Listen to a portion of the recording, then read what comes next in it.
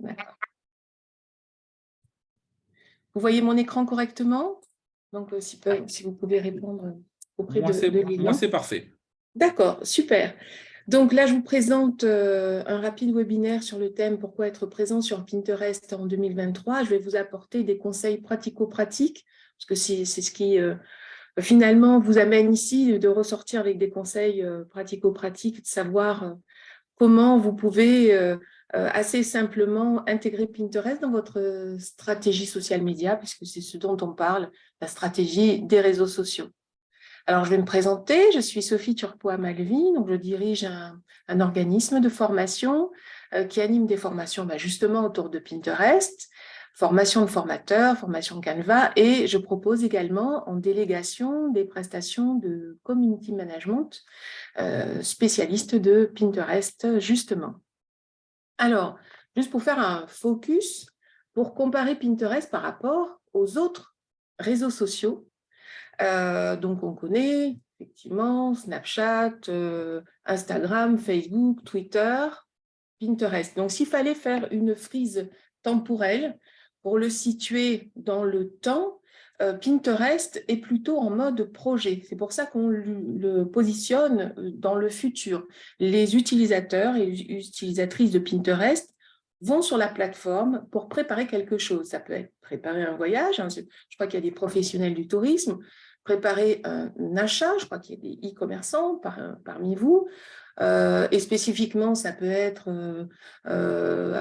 trouver des idées pour un cadeau d'anniversaire, trouver des idées de décoration pour sa nouvelle chambre, trouver des idées de voyage pour un prochain week-end ou les vacances de cet été, trouver des idées de repas pour un repas d'anniversaire, donc le repas de Pâques ou le repas de Noël.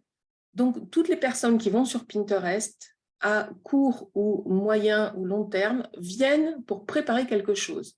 Et si on est en usage professionnel, comme moi, je viens souvent pour y chercher de l'inspiration, des idées pour préparer justement, pourquoi pas une conférence, une formation. Je fais de la veille. Donc, quand je viens sur Pinterest, on est tourné sur le futur. En opposition donc à d'autres réseaux sociaux comme Twitter, bon, ça on peut le comprendre, qui est le réseau social de l'immédiateté, de l'information à l'instant T, et c'est du coup très pertinent quand on veut chercher une information qui se passe maintenant, là, tout de suite, on va souvent sur Twitter. Si on est sur le passé, c'est-à-dire photographier mes dernières vacances ou le dernier repas d'anniversaire, on va plutôt utiliser Facebook ou Instagram. Donc, on est plutôt tourné vers le passé. Et tout ce qui est story, etc., on est dans le présent. Donc, c'est là où on va trouver les stories d'Instagram, les stories de Snapchat ou de Facebook. OK. Donc là, c'est juste pour faire un distinguo et que l'approche est quand même sensiblement différente. Là, je vous ai fait une capture pour ceux qui ne connaissent pas du tout Pinterest. Quand on arrive sur un profil Pinterest, voilà ce qu'on va trouver. Donc là, on a une bannière en haut, la présentation du compte au centre, la description. Bon, finalement, ça, sur n'importe quel réseau social, que ce soit Twitter, Facebook, on a toujours des bases, hein, description, nom du compte, bannière, etc. Ici, on voit en chiffres les vues mensuelles. Donc, ce sont des chiffres qui sont mis en avant. Outre le nombre d'abonnés, c'est également le nombre de vues mensuelles que Pinterest cherche à mettre en avant. Et après, on a les fameux tableaux. Donc, Pinterest fonctionne avec la notion de tableau et la notion d'épingle. Dans un tableau, sur une thématique X ou Y, on va avoir toute une série d'épingles. Donc moi, par exemple, je vais utiliser aussi, comme je vous l'ai dit tout à l'heure, Pinterest en mode veille. Donc veille pédagogique, vous voyez, comme je suis formatrice, j'ai un tableau qui s'appelle pédagogie et formation. Je vais glaner des articles de blog, soit sur LinkedIn, etc., sur un sujet, par exemple, faire de la veille sur la formation professionnelle, sur les CPF, etc., que je vais trouver à droite à gauche. Donc, ce n'est pas forcément des articles que moi j'ai créés, mais des articles que d'autres personnes ont rédigés et que je vais amener pour les ranger dans un tableau Pinterest. Donc, ça, c'est quelque chose que vous pouvez faire et qui est vraiment intéressant. Donc là, on est plutôt en mode B2B. Donc là, vous voyez, il y a le tableau pédagogie formation. Après, on a toutes sortes de tableaux, c'est rangé par thématique. Un tableau qui parle de TikTok, des podcasts, du community management, du SEO, des infographies, j'en passe et des meilleurs.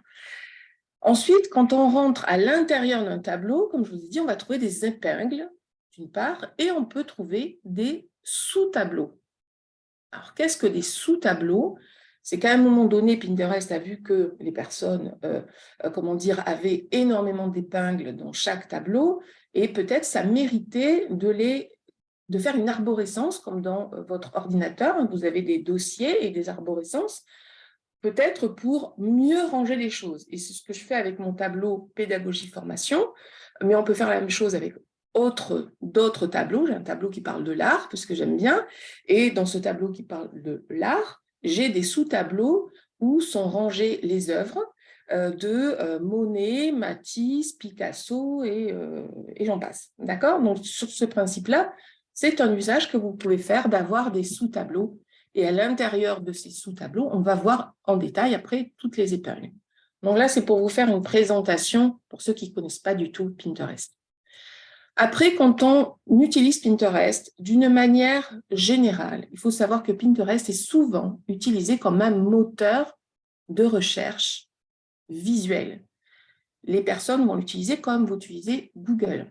Vous allez taper un terme, par exemple là je mets infographie, et Pinterest va vous proposer, là, avec la loupe, les recherches associées, en tout cas les résultats de recherche associés que vous pouvez trouver, soit les noms des comptes, soit des recherches associées que vous pouvez utiliser. Et si vous êtes dans le tourisme, si vous mettez par exemple le mot « vacances », d'accord, il va vous proposer des recherches associées. Donc ça peut être intéressant pour vous donner des idées de noms de tableaux, parce que parfois, on ne sait pas comment nommer les tableaux. Donc ça, c'est une manière de l'utiliser. Savoir que dans Pinterest, les gens font ce qu'on appelle ici, dans la barre de recherche, des requêtes. Donc une requête, c'est une recherche comme ils l'utiliseraient dans Google. Donc il faut avoir cet esprit que finalement, le premier concurrent de Pinterest, ça va être Google surtout, parce qu'il est en mode moteur de recherche. C'est un moteur de recherche et d'inspiration. OK ? Donc, si vous avez des questions par rapport à ça, je vous invite à les noter et j'y répondrai tout à l'heure. Donc, ça, est-ce que c'est un point que vous aviez envisagé, que Pinterest est un moteur de recherche visuelle? Donc, on va rentrer dans le vif du sujet. Pourquoi utiliser Pinterest? Donc, là, on va le voir dans le détail. Bon, déjà, pour générer du trafic vers votre site web, que vous soyez dans le tourisme, que vous soyez e-commerçant, que vous soyez consultant, que vous soyez dans n'importe quelle activité, le principal atout de Pinterest, c'est qu'il est capable de générer beaucoup de trafic vers votre site web. Je vais faire un focus sur moi. Donc, Pinterest, j'utilise depuis la nuit des temps. Et au niveau de ce qu'on appelle les Google Analytics, hein, vous me direz dans le questionnement si vous savez ce que c'est, Google Analytics va tracer toutes les activités de trafic vers votre site web pour dire d'où viennent les personnes qui vont vers votre site web. Ils peuvent venir de Google, des réseaux sociaux, et il va pouvoir analyser tout ça. Donc, si on fait le point là-dessus, moi, ma première source de trafic, c'est d'abord Google, et ensuite, en termes de réseaux sociaux, c'est Pinterest, et très, très, très, très, très loin devant les autres réseaux sociaux. Donc, c'est mon premier générateur de trafic, Pinterest, trafic social, qui vient des réseaux sociaux. Donc ça, c'est une chose. Si vous avez un site e-commerce, utiliser Pinterest, c'est un levier énorme pour générer des visites vers votre site Internet, et donc visite égale potentiellement prospect qui va devenir client. Donc ça, utiliser un réseau social, ce n'est pas une fin en soi. Hein, donc c'est d'avoir cet état d'esprit-là. Un réseau social, ce n'est pas une fin en soi. Un réseau social, c'est un moyen pour atteindre un de vos objectifs. Donc, Pinterest, ça peut être donc, comme je vous l'ai dit, de générer du trafic vers votre site web, mais ça peut être aussi créer une notoriété différente des autres réseaux sociaux. Et il faut savoir, là j'ai mis entre parenthèses CSP+, ça veut dire catégorie sociale professionnelle élevée. Le pouvoir d'achat sur Pinterest est plus élevé que sur les autres réseaux sociaux. Donc ça, c'est un atout. Si votre cible de clientèle, c'est plutôt des gens avec un pouvoir d'achat élevé, catégorie sociale élevée, aller sur Pinterest, c'est super intéressant pour vous parce que vous savez qu'ils ont un potentiel de pouvoir d'achat plus important que sur Facebook, par exemple. C'est également un moyen, comme que je vous l'ai dit, les utilisateurs vont aller sur Pinterest pour préparer un projet. C'est une manière aussi de s'inspirer et d'être en avance sur les tendances. Pour preuve, Pinterest a créé une rubrique dans ses statistiques qui s'appelle Analytics. Ils ont créé une rubrique spécifique à ça qui s'appelle les tendances Pinterest. Voilà, donc ça ne peut pas être plus simple et ça vous permet de faire un zoom sur qu'est-ce qui est tendance là maintenant, à l'instant où on parle, sur la semaine qui vient de s'écouler, sur le mois qui vient de s'écouler ou sur l'année. Si on veut avoir une vue d'ensemble, on peut voir ce qui est tendance et ça, c'est un outil absolument magnifique. OK. Je vous ai recensé parce que beaucoup de personnes me disent « Mais pourquoi j'irai sur Pinterest ?» Moi, j'ai aucune idée de finalement, pourquoi je devrais aller sur Pinterest? Je suis bien sur Facebook, j'ai un compte sur Instagram, finalement, je me débrouille. Voilà. Je vous ai référencé et listé 8 objectifs pour aller, en tout cas 8 raisons pour aller sur Pinterest. Donc, comme je vous l'ai dit au départ, c'est soit créer une notoriété. Par exemple, vous êtes en cours de création d'entreprise. Vous voulez investir Pinterest. Donc, c'est un moyen super efficace pour développer très sensiblement votre visibilité, beaucoup plus facile sur Pinterest que sur Instagram pour tirer son épingle du jeu. C'est le cas de le dire, sur Instagram ou sur Facebook aujourd'hui, faut sortir les rames. Hein, donc, tout le monde se plaint de la baisse de visibilité, etc. Donc, sur Pinterest, c'est beaucoup plus facile de développer une notoriété ou de la créer quand vous êtes en phase de création. Donc, également de développer vos ventes e-commerce, etc. Et donc là, on va le voir dans le détail. Donc, comme je vous ai dit, on va utiliser ce levier-là, donc créer et développer votre notoriété. Voilà, donc ça, c'est un des objectifs tout à fait fréquents que l'on rencontre. J'ai des clients qui viennent vers moi, me disent, voilà, je suis en cours de création d'un site e-commerce. Tout le monde me dit que par rapport à ce que je vends, par exemple le site e-commerce d'accessoires de décoration pour le mariage, les anniversaires, donc j'ai une cliente en particulier, voilà, je ne sais pas, on me dit que c'est plutôt pertinent. Donc oui, je dis oui, ce thème-là est tout à fait développé dans Pinterest. Ou alors j'ai un client qui est dans le tourisme, qui fait une sorte de tour opérateur d'organisation de voyage en Afrique australe, d'accord? Et donc depuis la France. Et il va utiliser Pinterest, donc il m'a demandé de l'aider à développer son compte. Il était juste créé, mais il n'y avait rien, donc il était complètement dormant, donc c'est une phase de création pour booster sa visibilité. Et donc effectivement, là, quand on voit et qu'on trace les visites sur son site web, maintenant Pinterest est sa première source de trafic. Donc voilà, utilisez ce levier, créer ou développer votre notoriété. Autre levier possible, c'est développer, comme je vous l'ai dit tout à l'heure, le trafic vers votre site ou blog. Pourquoi? Parce que chacune de vos épingles, chose qui est complètement différente de Instagram, un post, je dis bien un post Instagram, n'est pas cliquable. Les posts Instagram, vous les regardez, vous regardez la description, mais ils ne sont pas cliquables. Sauf si vous faites une story et vous intégrez un lien, mais donc ça demande une autre manip. Donc là, toutes les épingles, puisque ça s'appelle comme ça, amènent vers le site web de votre entreprise. Toutes celles que vous créez, bien entendu. Donc, c'est un levier très important. Autre chose, les épingles sont indexées dans les résultats de recherche de Google. Amusez-vous à taper infographie, je ne sais pas trop quoi, ou décoration mariage ou idée de carte de vœux de je ne sais pas trop quoi dans les résultats de Google Images. Et vous verrez souvent qu'en trace, on voit que c'est, comment dire, dans Pinterest. Quand on voit l'adresse web qui est notée, on voit les résultats de en tout cas du visuel, hein, qui est proposé par Google, qui amène à Pinterest. Faites le test et vous verrez. Donc, Google est plutôt l'ami de Pinterest parce qu'il va indexer les épingles dans les résultats de recherche. Donc ça, c'est super intéressant. Ça veut dire qu'il faut avoir cet état d'esprit-là quand vous créez vos épingles et vos tableaux. Il faut penser moteur de recherche.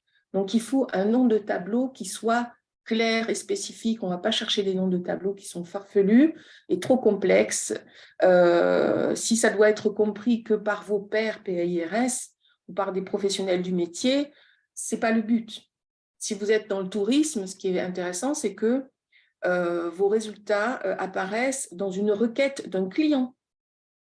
Et donc, il faut que ce soit simple et spécifique. D'accord ? Si je cherche week-end, chambre d'hôte dans le Tarn, il faut que les mots-clés apparaissent dans votre épingle quelque part, dans la description de votre épingle, dans le nom de votre tableau. Donc, il faut avoir cet état d'esprit-là. Okay ? Avantage aussi, c'est que ça va vous aider à identifier les tendances. Donc, puisque comme je vous ai dit, Pinterest est en mode projet, les utilisateurs vont sur la plateforme pour préparer un projet quel qu'il soit. Un repas, une fête, une décoration, un achat, quel qu'il soit, qu'on soit en B2B ou en B2C. Okay. Obtenir des visites aussi, parce qu'on n'en parle pas souvent, obtenir des visites sur votre lieu de vente. Donc, vous pouvez, par exemple, sur une épingle, pointer sur, par exemple, l'adresse de votre boutique qui est à Castres, qui est à Albi, d'accord ? Vous pouvez très bien pointer là-dessus pour générer davantage de visites. Donc ça, c'est tout à fait possible.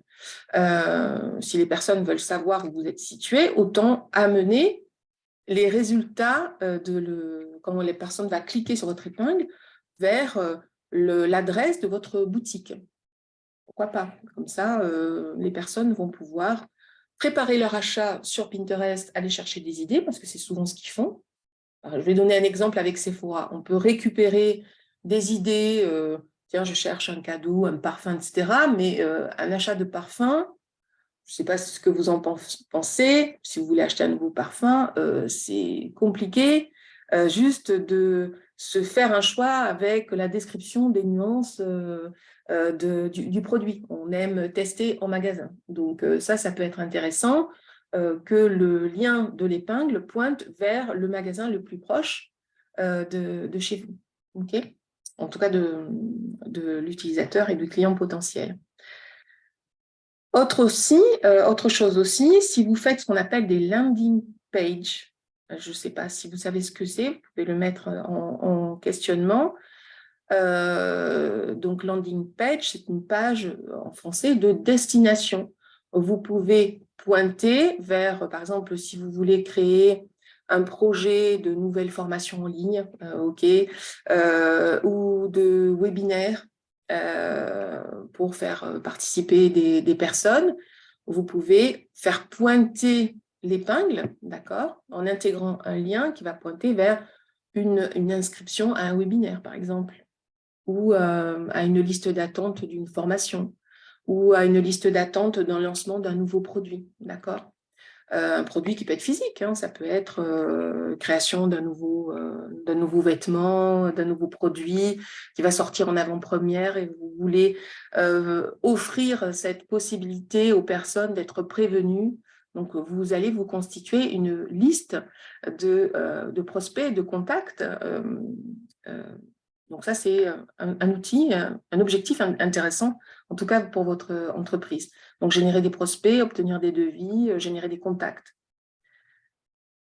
Fidéliser aussi vos clients existants, votre communauté existante, en nourrissant leur curiosité, en leur proposant des contenus qui sont en phase avec leur centre d'intérêt. Donc, dans Pinterest, il y a un outil dans la rubrique statistiques qui permet de vérifier quels sont les centres d'intérêt de votre communauté. Donc, plus vous allez anticiper leurs attentes, parce qu'il y a des personnes qui me disent « mais je ne comprends pas, moi j'ai lancé mon compte Pinterest, mais ça stagne, ça ne décolle pas, pourtant je fais attention, je fais de jolis visuels, etc. » Mais il y a peut-être un problème de fond Donc, ce n'est pas la forme de vos épingles le fait, juste le côté esthétique de vos épingles, c'est plutôt que ce que vous partagez n'est pas en phase avec les centres d'intérêt de votre communauté.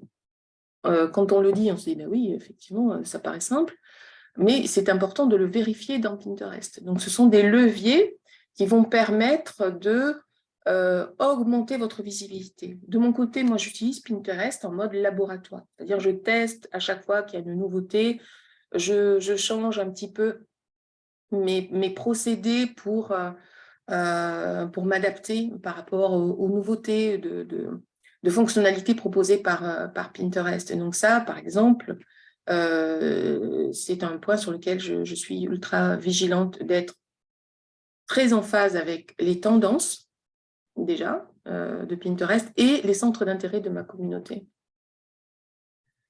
Ok, donc voilà, par rapport à ça. Donc, autre chose aussi, c'est de développer vos ventes e-commerce. Si vous avez, comment dire, activé ce qu'on appelle la fonctionnalité shopping dans Pinterest, si vous regardez n'importe quel compte, que ce soit, je ne sais pas moi, donc, du coup j'ai parlé de Sephora, mais ça peut être Ikea, ça peut être La Redoute, ou un site e-commerce d'une PME ou d'une TPE locale, vous pouvez activer ce qu'on appelle les fonctionnalités shopping, qu'on va retrouver également, ça ressemble à Instagram, hein, la fonctionnalité shopping. Les personnes, du coup, qui voient passer vos épingles peuvent acheter vos produits puisque certains vont être présentés directement dans Pinterest. Donc ça, c'est un levier pour développer vos ventes e-commerce. Donc, vous voyez, ça fait quand même pas mal d'objectifs directement. Donc, si vous avez des questions par rapport à la quantité des objectifs et à la variété des objectifs, hein, je vous invite à le noter. 10 conseils aussi pour Pinterest, parce que là, on a vu 8 objectifs possibles, 8 raisons qui vous amènent à investir Pinterest. Et là, je vous propose 10 conseils pour développer vos résultats, pour booster la visibilité. Okay.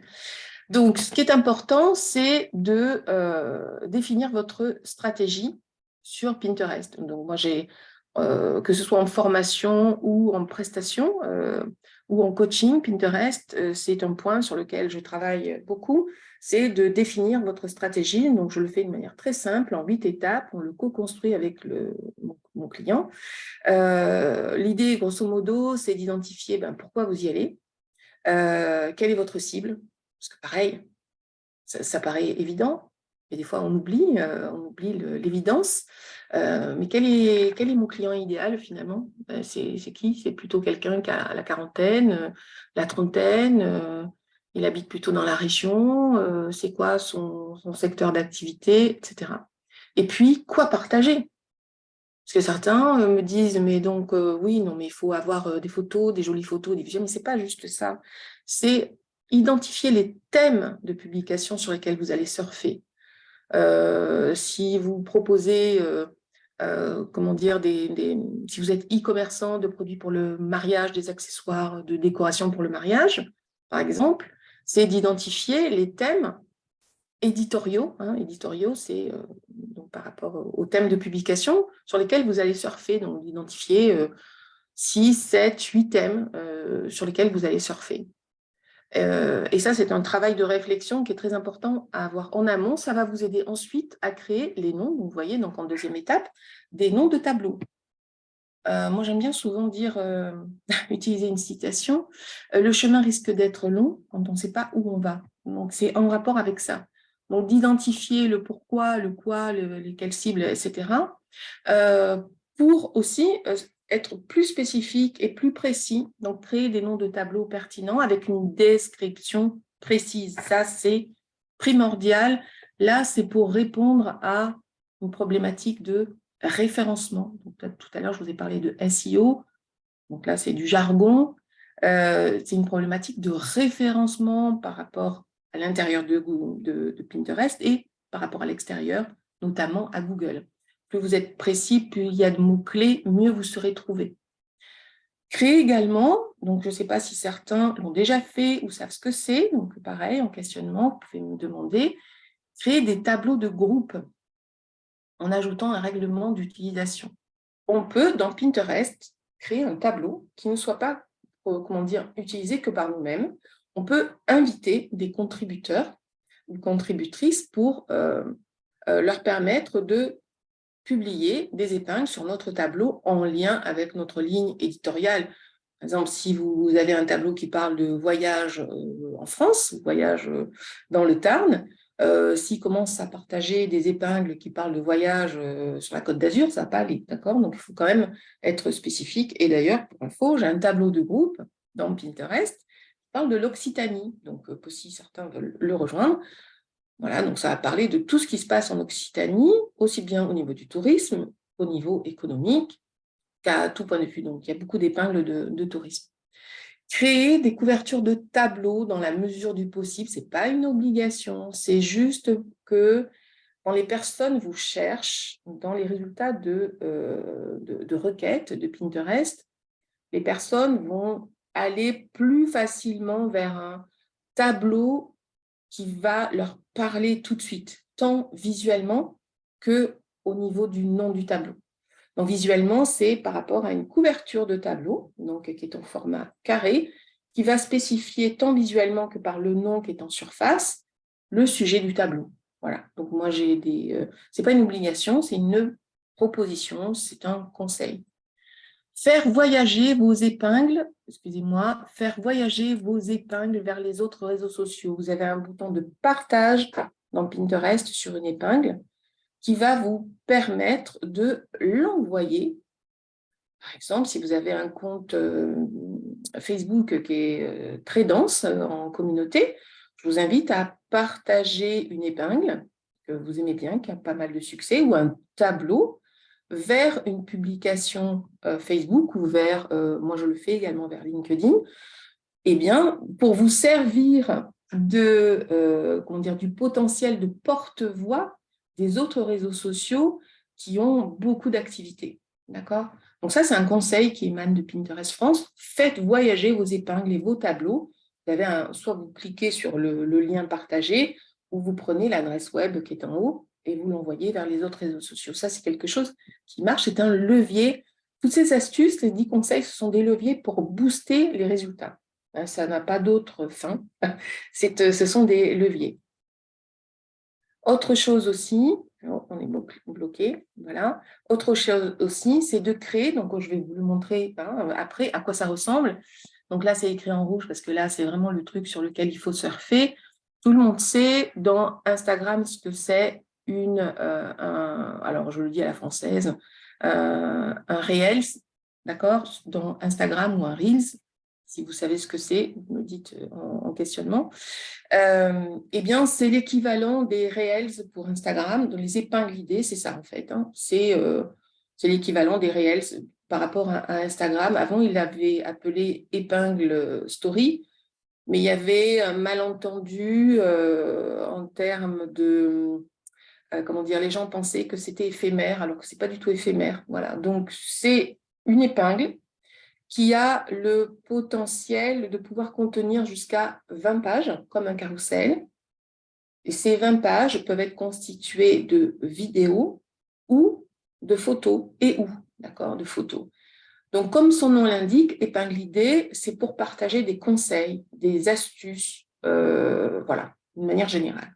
Et ça, je vais vous montrer une statistique d'une épingle idée par rapport à une épingle classique. Ça n'a pas de commune mesure en termes de portée, donc je vous invite à l'utiliser. Intégrez votre compte Pinterest dans votre signature email. Ça aussi, c'est un tout petit truc. Une fois que c'est paramétré, vous n'y pensez pas. Mettez le lien de votre compte Pinterest dans votre signature email.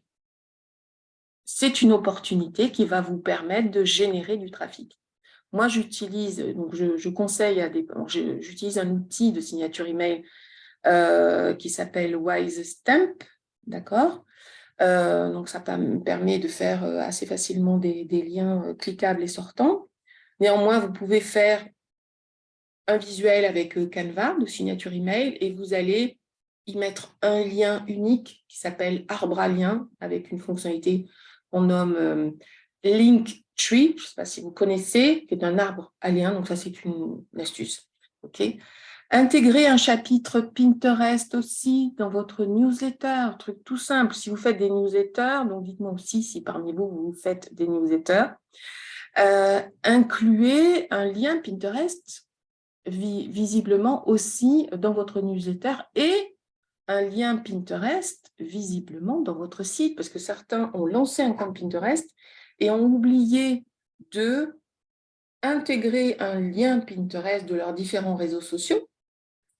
Et moi, j'aime bien citer une petite phrase qui dit pour vivre heureux, vivons cachés. Donc, si vous êtes les seuls à connaître l'existence de votre compte Pinterest, vous, votre voisin, votre famille, ça ne sert à rien. Donc, il faut utiliser tous ces leviers pour développer la visibilité de votre compte Pinterest. Donc, intégrer les liens de vos différents réseaux sociaux dans votre site Internet, dans votre newsletter, dans votre signature email. Créez aussi ce qu'on appelle un PIN code de votre compte Pinterest. Donc ça, je vais vous montrer à quoi ça ressemble. Un PIN code, en fait, c'est l'équivalent du QR code, mais avec votre profil, vous pouvez l'intégrer dans votre carte de visite, un flyer, des documents imprimés. Et une des dernières astuces, c'est de créer, si vous avez un blog pour certains, donc je ne sais pas si vous avez un blog, vous pouvez créer 3 typologies de visuels différentes pour chaque article de votre blog. Donc là, on est sur une subtilité pour ceux qui utilisent Pinterest régulièrement. Donc ça, c'est les conseils qu'on transmet. Pourquoi proposer 3 typologies de visuels Pinterest? Parce que c'est l'histoire des goûts et des couleurs. Il y a des personnes qui vont être sensibles aux couleurs froides, aux couleurs chaudes, avec une typographie comme ça, une photo comme ça. Donc, si vous proposez 3 typologies différentes, l'idée, c'est que ça va pouvoir plaire au goût des différentes personnes qui arrivent sur votre site Internet. Parce que vous avez des visites qui arrivent sur votre site Internet. L'idée, c'est de donner envie aux gens de faire voyager ce contenu-là, votre article-là, vers Pinterest. Donc, le dernier conseil qui n'est pas noté, c'est intégrer dans votre site Internet absolument un bouton de partage Pinterest. Donc ça, si certains l'ont fait, bravo, je les félicite. Et si d'autres ne l'ont pas fait, c'est une manière d'encourager les partages. Parce que vous savez, dans n'importe quel visuel, article, etc., vous avez des boutons de partage, Facebook, Twitter. Ajoutez le bouton Pinterest. Parce que sinon, les personnes ne peuvent pas l'envoyer vers Pinterest, sauf si elles ont un raccourci sur leur navigateur, mais ce n'est pas le cas de tout le monde. OK ? Donc là, je vous montre un exemple d'une épingle idée, je vous en ai parlé tout à l'heure. Ça, c'est une épingle qui donnait des conseils. Donc là, vous voyez, c'est comme un carrousel. On voit la succession des pages en haut. On voit des petits espaces comme sur une story. Donc, il y a plusieurs pages. Et c'était pour expliquer c'est quoi le grand principe du Miracle Morning, si certains ont déjà lu le livre. Et donc, j'en avais fait un visuel avec Canva que j'avais créé ensuite, avec lequel j'avais créé une épingle idée dans Pinterest. C'est une épingle qui a super bien marché. Donc, quand on voit en haut en jaune, elle a généré 206 000 vues, cette épingle-là. D'accord? Et il y a des boutons de réaction sociale comme sur n'importe quel réseau social dans Pinterest. Je ne sais pas si vous l'utilisez. Quand vous cliquez sur le petit cœur, comme dans LinkedIn et les autres réseaux sociaux, vous avez une série de boutons sociaux, donc soit j'adore, soit oh là là, quelle bonne idée, etc. Donc comme dans LinkedIn par exemple. Donc ça a généré 249 réactions, ça a généré plus de 6000 clics d'épingle et plus de 750 enregistrements. Enregistrement, ça veut dire que les personnes vont le partager, donc en cliquant sur le bouton enregistrer, et l'envoyer vers un tableau. D'accord ? Donc ça, c'est un potentiel de dingue. Donc certains vont me dire, oh, mais ok, je fais une épingle idée, mais moi d'habitude, je fais des épingles normales, je vais continuer comme ça. Donc là, je vous montre la différence. Donc là, je ne sais pas si vous voyez Hop, juste, c'est embêtant parce que ça cache. Je ne sais pas si vous voyez en bas à droite, ça m'embête. Parce que je voudrais déplacer ça. Mince. Ah, voilà. OK. Donc, si vous voyez en bas, là, ce sont deux épingles identiques. D'accord? Il y a écrit 8 points à surveiller pour vos tableaux de groupe Pinterest. C'est la même chose, c'est le même contenu.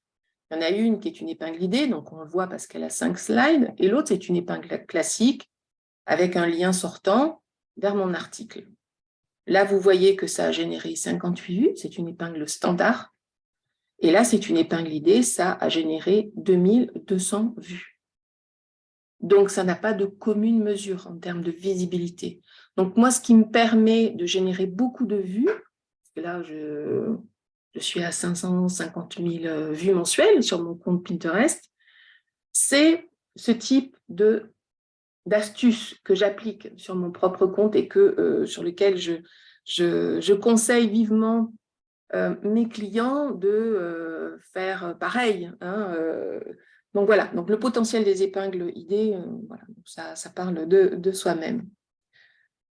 Alors, donc ensuite, ici, là, c'est pour vous montrer dans la partie recherche, quand vous êtes sur l'onglet Business Hub et que vous voulez cliquer sur la recherche. Donc là, c'est une astuce aussi parallèle. Si vous allez dans cette rubrique-là et que vous scrollez vers le bas, donc scroller, ça veut dire dérouler vers le bas, tout en bas, il y a écrit donc, populaire sur Pinterest au moment où on parle. Donc, au moment où on parle, donc là, j'ai fait cette capture d'écran, pas tout de suite, hein, donc c'était au moment de Noël. Hein, donc, d'où effectivement, bonne année, angle nouvel an, paillettes, etc. Donc, ça peut donner des idées à condition d'être en phase avec vos centres d'intérêt. Si vous trouvez votre bonheur, donc mettons que vous êtes pas mal d'architectes, de décorateurs dans Pinterest, allez chercher populaire sur Pinterest, eh bien, ce que je conseille, c'est de cliquer sur décoration maison pour aller chercher du contenu que vous allez pouvoir partager. Parce que ce qui est important aussi, c'est de ne pas partager uniquement ses propres contenus créés, d'accord? Vous pouvez partager d'autres contenus à condition que ce ne soit pas des contenus de concurrents.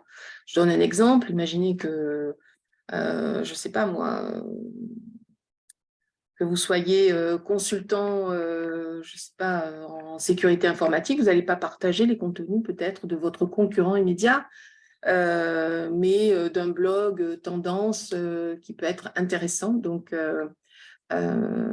pareil pour n'importe quel secteur d'activité. Okay, donc, allez partager du contenu qui est populaire. Alors, l'avantage de partager du contenu populaire, c'est que ça va booster votre visibilité. Quand on est en mode « je viens de créer mon entreprise », je cherche à créer une notoriété. Premier objectif, je ne vais pas forcément chercher à générer tout de suite énormément de chiffre d'affaires. Je veux d'abord créer une notoriété qui n'existe pas. Donc, on va utiliser tous les stratagèmes pour apparaître dans tous les résultats de recherche, pour être vu par le maximum de personnes dans Pinterest. Okay. Donc, ça, c'est une astuce qui marche très bien. Je vous avais parlé d'un outil que j'utilise, 8 étapes pour définir votre stratégie sur Pinterest. C'est un des outils que j'utilise. Donc là, c'est un document sur lequel je m'appuie pour élaborer une stratégie sur Pinterest. D'accord. Voilà pour cette partie-là. Je vais maintenant arrêter de partager ça et je vais aller sur Pinterest. Lilian, est-ce qu'il me reste 5 minutes pour naviguer un petit peu sur Pinterest et leur montrer certaines choses? Si je remets le son, ça ira mieux du micro. Oui. Ouais. Oui, non, il n'y Oui. a pas de souci. On est encore, Oui. on est bien. Allez, vas-y. D'accord, ok. Donc, je vais aller sur Pinterest pour vous montrer un petit peu. Donc, je vais repartager ça. Ok. D'accord. Donc, je vais vous montrer concrètement certains points dont je vous avais parlé. Donc là, on est en direct, c'est mon compte Pinterest, comme vous le voyez. Donc, quand on est en usage professionnel, parce que là, c'est un compte professionnel, si vous avez un compte simple, première chose que je vous invite à faire, c'est de cliquer ici sur la liste déroulante pour le transformer, vous allez dans Paramètres, pour le transformer en compte professionnel. Donc, vous cliquez dans Gestion de votre compte et vous avez un bouton où il y a écrit Convertir en compte professionnel. Donc, moi, il est déjà converti. Donc, si je voulais revenir à un compte perso, c'est un peu l'équivalent dans Instagram, compte profil personnel et compte professionnel. Donc, c'est un peu la même chose. Mais il faut faire ça. Alors, pourquoi c'est important de le faire? Si vous ne le faites pas, vous n'activez pas toutes les fonctionnalités qui sont là, l'accès aux analytics, l'accès aux épingles sponsorisées pour faire de la publicité, etc. Donc ça, c'est super important de le faire. OK. Donc, je vous ai parlé des analytics et des tendances du moment, d'accord? Et Audience Insight, c'est pour voir quels sont les centres d'intérêt de ma communauté. Donc là, c'est les centres d'intérêt de ma communauté et non pas de tous les utilisateurs Pinterest. Donc moi, dans ma communauté, j'ai pas mal de freelance, d'indépendants, de TPE, PME. Donc quelque chose qui intéresse pas mal ma communauté, c'est tout ce qui a un rapport avec la finance. Donc là, on voit la catégorie principale et à droite, on voit l'arborescence de cette catégorie principale. Donc, concrètement, c'est tout ce qui est conseil pour gérer son entreprise, gérer le budget, des conseils, vous savez, d'outils pour entrepreneurs, pour gérer son entreprise, etc. Donc, si je ne propose pas de contenu dans ce sens-là, je passe à côté d'une opportunité. C'est ça que ça dit, en fait.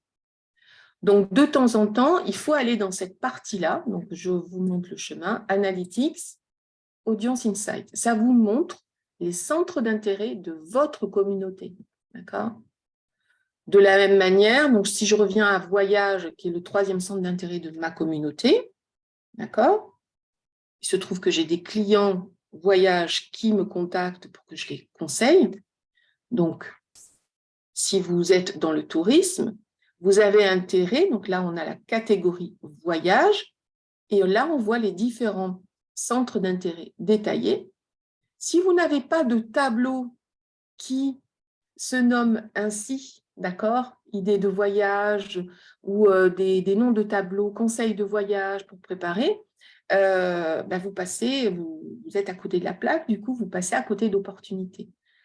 Et si je clique là, idées de voyage ou conseils de voyage, par exemple, on va cliquer sur destination de voyage, ça amène sur la liste des épingles en question, ok. Et si, par exemple, j'ai un tableau qui parle de voyager en France, vous regardez tout simplement ici s'il y a des infos sur ce sujet-là et vous l'envoyez vers un de vos tableaux. D'accord? Ok, donc ça, c'est, vous voyez, 6 destinations françaises. Dans ces cas-là, je vais l'envoyer vers un tableau qui parle de voyager en France. Voyage en France, d'accord? Donc, tout simplement. Donc, ça, c'est juste pour être bien connecté avec les centres d'intérêt de votre communauté. Donc, ça, c'est une chose. Et autre chose, c'est les tendances du moment. Donc, si je développe sur cette partie-là, imaginez que votre communauté, en tout cas votre client cible, vous savez qu'il a plutôt entre 45 et 49 ans. Là, ça veut dire qu'il y a peut-être un problème, c'est-à-dire que la communauté qui est connectée à vous, finalement, est plus jeune que votre client cible. D'accord? Si votre client cible est plutôt un homme et que vous observez que les communautés qui sont connectées à vous sont plutôt des femmes, ça veut dire qu'il y a un problème. Donc, il va falloir un petit peu travailler les choses. Là aussi, ça vous dit les pays d'origine. OK? Donc, après le dernier point, puis je couperai, les tendances du moment. Ça vous dit, à l'instant où je parle, sur la dernière semaine, quelles sont les tendances là, mais d'une manière totalement générale. Ce n'est pas lié au centre d'intérêt de ma communauté, c'est d'une manière générale. Ça va vous dire là, classer du plus important au moins important sur cette semaine-là. Pour ceux qui ont un compte, je vous invite à absolument aller là-dessus. D'accord? Et ça vous dit, voilà, donc on est encore sur Joyeuse Fête de Pâques, parce qu'elles viennent de se passer, donc c'est un peu normal. C'est sur la dernière semaine. Okay, et vous allez voir que dans quelques jours, tous ces centres d'intérêt vont changer. Okay, et là, on a tarte aux fraises, parce que du coup, les personnes préparent quoi que ce soit, un repas ou je ne sais pas trop quoi, activité manuelle du printemps, parce qu'il y a beaucoup de choses autour de l'enfance, de l'éducation pour les enfants, etc. OK? Et si je veux spécifier sur un âge en particulier, si je dis ben, ma cible a plutôt 45 ans, je mets ce filtre-là et j'aurai peut-être des résultats différents. Donc là, on voit que les personnes commencent à s'intéresser aux brins de muguet, tenue veste de motard. Vous voyez, les centres d'intérêt sont sensiblement différents. Là, c'est classé en hebdomadaire et on a la même chose en mensuel et en annuel. Voilà pour cette partie-là. Je vais arrêter le partage et revenir à vous. Donc, si vous avez des questions, je suis tout oui. Lilian, donc si tu veux m'aider. Voilà. Alors, les questions. Pour l'instant, eh bien, pour l'instant, nous n'avons pas de questions. Pas de questions. Je suis très surpris. Est-ce que par rapport à ce que j'ai évoqué, Si, il y ici, en a Aude. une. Merci, Aude. Je vous écoute. Pouvez-vous nous montrer comment créer une épingle idée? Alors du coup, il faudrait que je repartage mon écran. Donc, est-ce que vous Oui, souhaitez vas-y. Et Aude, vous avez une question? Je vous écoute. Non, justement, c'était pouvez-vous nous montrer comment créer une épingle idée? Non, ce n'est pas la même personne. C'est Maëlys qui a écrit ça. Ah Et Aude, mince, vous avez une je n'ai pas fait question. gaffe, oui. Donc, si Aude, vous voulez la formuler. Et sinon, après, alors, quelle est votre stratégie en vue de vos tableaux et des intérêts de votre communauté? Alors, je ne vais pas spécifier ma stratégie Pinterest. Donc, ce que vous avez remarqué, c'est que j'utilise Pinterest d'une manière mixte, à la fois à titre perso, puisque c'est en mode laboratoire, à la fois à titre pro, d'accord, puisque je suis formatrice Pinterest, formatrice Canva, formatrice de formateurs. Donc, les contenus que je vais partager nourrissent finalement les thèmes de prestations que je propose, quelque part. Et ensuite, par rapport au centre d'intérêt tout à fait perso, eh bien, je ne me prive pas, puisque j'utilise en mode laboratoire. Je vais m'intéresser au voyage, parce que voilà, donc j'avais fait... j'aime bien le thème du voyage, j'aime bien le thème de l'art, le côté culinaire. Donc, c'est aussi une manière d'être en veille par rapport aux différents thèmes qu'on peut rencontrer dans Pinterest, la décoration, etc. Parce que mes clients, finalement, vont être sur ces différentes niches-là. J'ai des clients qui sont dans le thème de la décoration, des architectes, qui sont sur le thème du voyage, qui sont sur le thème de la cuisine, qui sont sur le thème du mariage. J'ai eu des formateurs en anglais, en développement personnel. Je m'intéresse à tout, donc je partage. J'ai des thèmes assez larges parce que c'est spécifique au niveau de mon univers. En revanche, si vous êtes, je peux vous demander dans quel secteur d'activité vous êtes, Aude? Oui, j'essaye de m'adapter à ma clientèle, en fait, et dans le numérique et particulièrement rédaction web. Donc, rédaction web, vous avez tout intérêt à avoir des tableaux qui vont, voilà, donc stratégie réseaux sociaux, parler des différents réseaux sociaux, donc d'avoir un tableau spécifique qui va parler de community management, de TikTok, de faire de la veille sur Instagram, etc. Et puis après, des tableaux qui vont partager des conseils sur comment rédiger, des conseils autour de la rédaction web, pourquoi pas autour de l'intelligence artificielle. Rédaction web, c'est avec OpenAI et ChatGPT, donc je vois pas mal, voilà. Donc justement, j'avais fait un tutoriel à ce sujet, comment créer des visuels en utilisant donc des visuels Canva, en utilisant ChatGPT, donc en connectant les deux fonctionnalités. Donc, voilà, donc vous pouvez partager des conseils, mais l'idée en amont, c'est d'avoir un blog, pour le coup. Alors, pour mon cas, non, parce que la spécificité, c'est possible sur Pinterest, ce ne serait absolument pas possible Sur LinkedIn, vous l'avez compris, sur LinkedIn, il faut vraiment être uniquement professionnel et sur 3-4 thèmes liés à votre secteur d'activité. Pareil, sur une page pro Facebook ou un compte pro Instagram, il faut partager les thèmes spécifiques à vos prestations. D'accord ?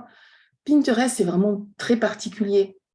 Donc, vous pouvez vous autoriser des écarts parce que les gens font des requêtes dans Pinterest. Donc, tant que, on va dire, les 2/3 de vos tableaux sont pro et que le reste, c'est perso, parce que du coup, vous le classez vers le bas, je vous invite à déplacer vos tableaux perso vers le bas, ça n'a pas d'incidence, d'accord ? Quel intérêt pour un groupe professionnel, c'est-à-dire quel intérêt pour un groupe de professionnels ? C'est-à-dire plutôt sur un registre aujourd'hui de personnes qui seraient peut-être sur un peu plus industriels ou des choses comme ça. Est-ce qu'il y a un intérêt pour Pinterest? D'industriels en particulier ? Oui. C'était la question de Claude ? Pour un groupe de professionnels, vous parlez Ou d'un un ensemble de personnes peut-être, je ne sais pas. chef d'entreprise ou je ne sais pas, est-ce que vous pouvez spécifier? C'est juste pour que je réponde pas à côté de la plaque.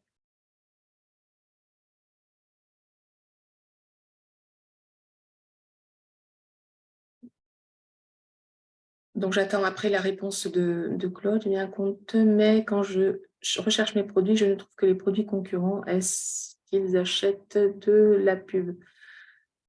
Alors je vais répondre à BLD1 en attendant que Claude spécifie sa question. Oui, il est fort possible que, comment dire, dans les résultats de recherche de Pinterest, d'accord, vous avez en résultat de recherche des épingles organiques, c'est-à-dire sans publicité, et des épingles sponsorisées. Donc, forcément, si vous voyez que vos concurrents apparaissent dans les résultats de recherche et vous voyez, il y a le lien sponsorisé, forcément, ça va un petit peu écraser votre présence, mais pas forcément totalement. Ça ne va pas l'annuler. C'est juste que à côté de vous, vous allez avoir des épingles sponsorisées, voilà, qui vont apparaître. Donc après, il y a la nécessité aussi de proposer des épingles idées, donc je reviens à la demande tout en amont, pour être favorisé par l'algorithme de Pinterest. Donc l'algorithme, je ne sais pas si vous savez ce que c'est, toutes et tous.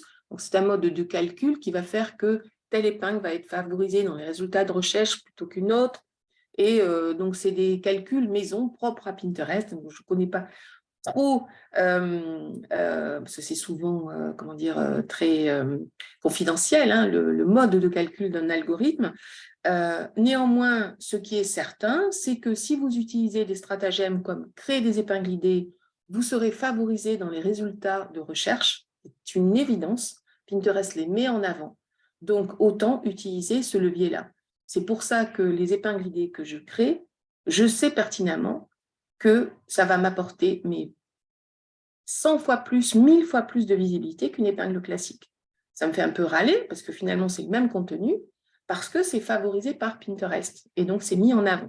Donc le conseil que je vous donnerai par rapport à, vous me disiez que vos produits ne sont pas forcément mis en avant, etc., mais faites des épingles idées, vous allez voir la différence.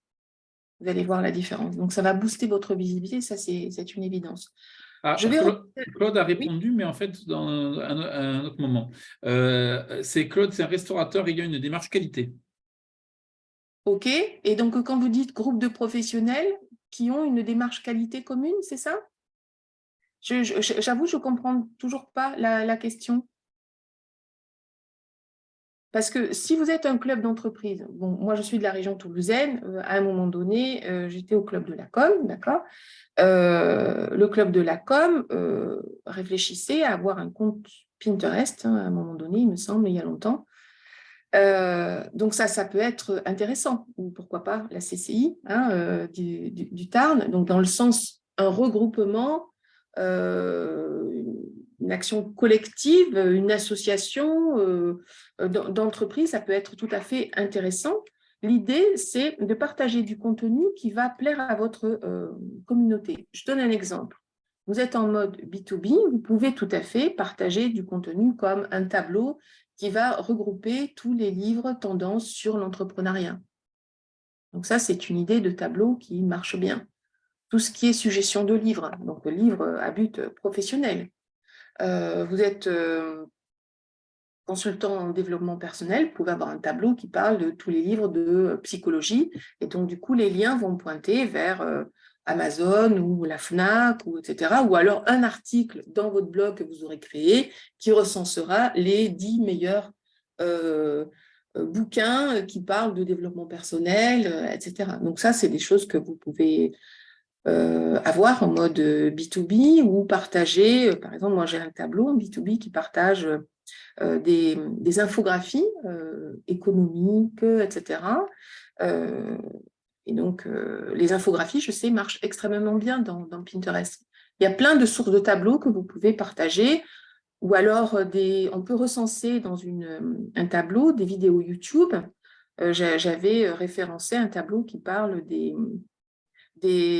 vidéos des TEDx français, et donc avec les vidéos de YouTube intégrées à l'intérieur qui recensent tous les TEDx français dans un seul tableau. Donc, si vous êtes en panne d'inspiration, j'ai écrit un article à ce sujet.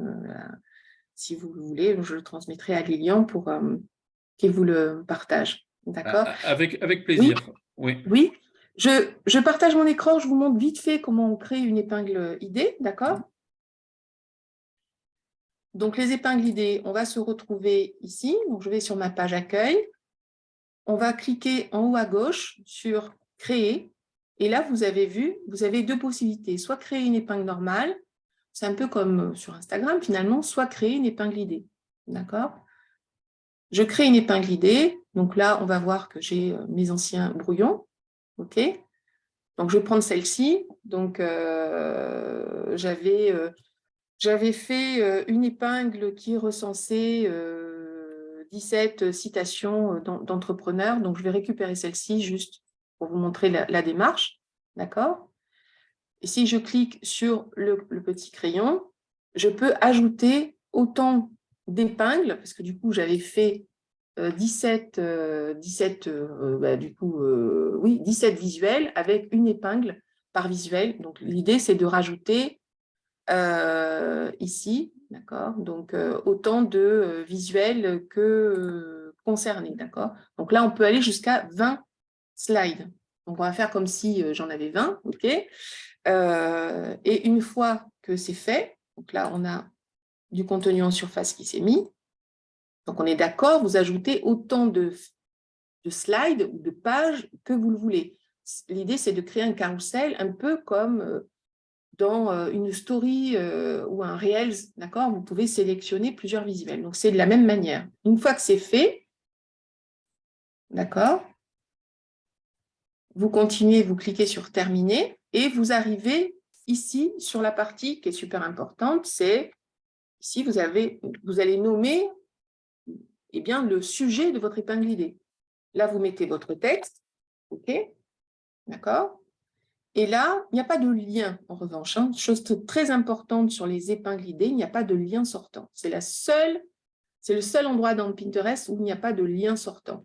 Ce sont des épingles qui vous permettent d'augmenter votre visibilité dans Pinterest. Mais elles ne sont pas cliquables, c'est les seules. Là, vous pouvez imaginer que vous soyez dans la restauration. Vous pouvez ajouter la liste des ingrédients, d'accord ? Préciser la durée, le nombre de minutes, le nombre de portions, la liste des ingrédients. Si c'est par exemple un do-it-yourself, voilà, vous pouvez préciser le niveau de difficulté, le matériel, etc. Ou si c'est des notes simples, donc là, vous allez dire blablabla, et là, ça crée des listes à puces. OK. Par exemple, je veux lister les noms des auteurs. Et ensuite, on va choisir le tableau de destination. C'est très important. OK. Donc là, moi, je vais l'envoyer vers un tableau qui est un tableau, comment dire, brouillon. OK. Et sinon, il faut l'envoyer vers le tableau le plus pertinent. J'ai un tableau qui parle de citation entrepreneur, hein, donc pour le coup. Et chose hyper importante, il faut ajouter des tags. Et les tags, c'est comme des hashtags, d'accord? Citation inspirante, d'accord? Vous en ajoutez autant que vous voulez, entrepreneur, citation entrepreneur, etc. Vous pouvez en ajouter jusqu'à, je crois qu'on peut en ajouter 3, 4 de plus, ok? Et soit vous le publiez pour plus tard, soit vous l'envoyez tout de suite. Donc là, j'ai un aperçu, ok? Donc là, ça me montre. Normalement, si j'avais eu 15 slides ou 5 slides, j'aurais eu effectivement l'effet carrousel, d'accord? Et quand je suis prête, je clique sur publier, d'accord? Il charge et vous laissez faire. Une semaine après, vous pouvez repartager cette même épingle vers un autre tableau. Donc ça, c'est très important aussi.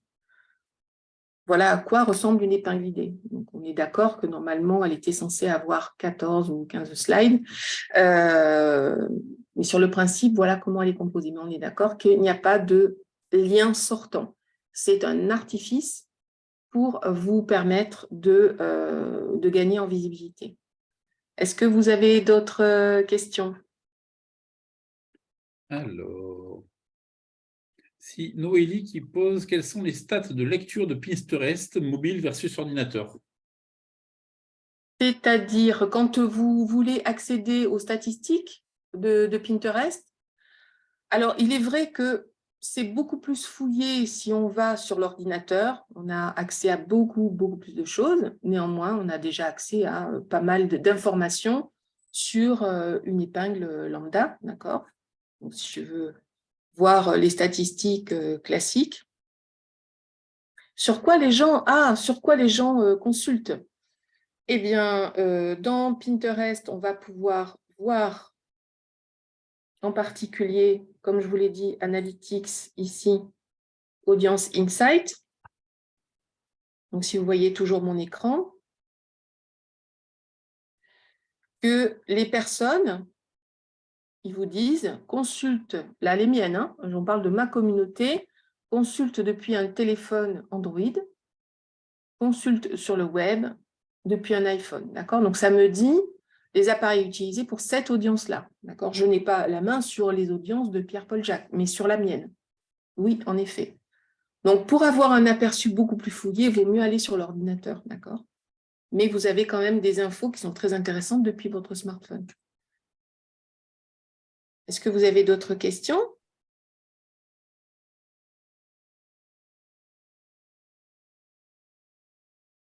Pour l'instant, nous n'en avons pas d'autres.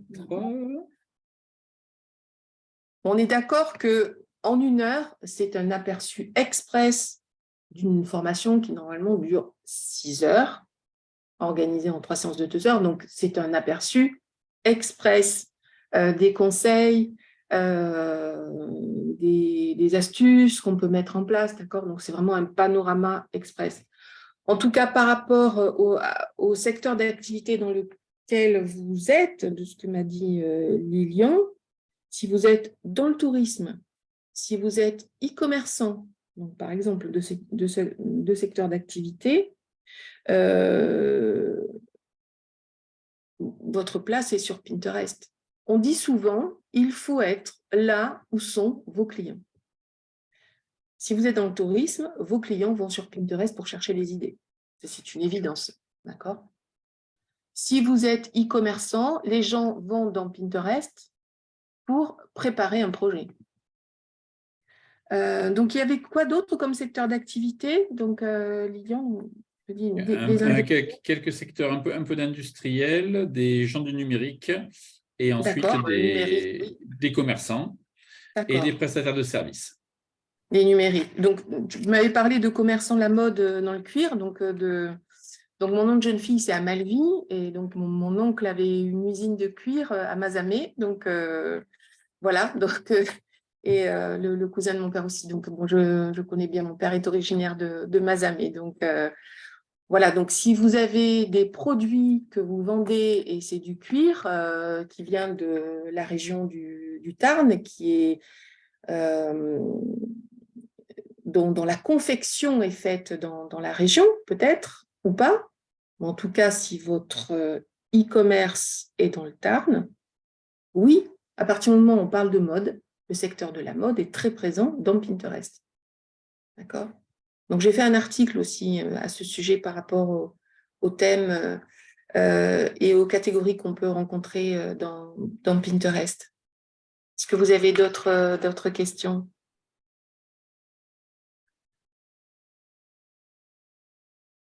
Eh bien, je crois que nous avons fini. En plus, point de vue Oui, timing, on a été très bon. C'est 11h48. super. Et je rebondis sur une avant-dernière question. Est-ce que Pinterest est pertinent pour le secteur du tourisme? Bon, ben, en tout cas, mon dernier client vient du secteur du tourisme, donc ma réponse est oui. Le secteur du voyage fait partie du top 4, en tout cas, des secteurs phares de Pinterest. Donc oui, oui, oui, oui. Toujours pareil avec cette idée qu'on va sur Pinterest en mode projet, on prépare un voyage. Les gens, là, aujourd'hui, ont déjà commencé à préparer leur voyage de cet été. Ils ont commencé en janvier, en fait. Hein. Ils ont souvent une longueur d'avance, ils vont chercher l'inspiration, des idées. Et donc, si vous êtes là au rendez-vous, si vous êtes connecté avec des clients qui cherchent, eh bien, c'est potentiellement des prospects et des clients. Donc, parmi la maçonnerie, ben oui, par rapport à l'architecture, tout ce qui est construction, architecture, j'ai un tableau qui parle d'architecture, et ma fille est jeune architecte, donc si on parle de la maçonnerie, ben oui. Si vous proposez, alors un angle intéressant, et les gens adorent, c'est le côté avant-après, c'est-à-dire il y a une maison qui est complètement délabrée, que les personnes veulent acheter, et puis derrière, on voit le résultat. Donc, si vous avez du contenu comme ça à proposer sur votre site internet, un avant-après, et que vous le partagez sur Pinterest, les gens sont hyper fans de ce type de contenu, du avant-après. Voilà, mais écoutez, je vais arrêter le partage.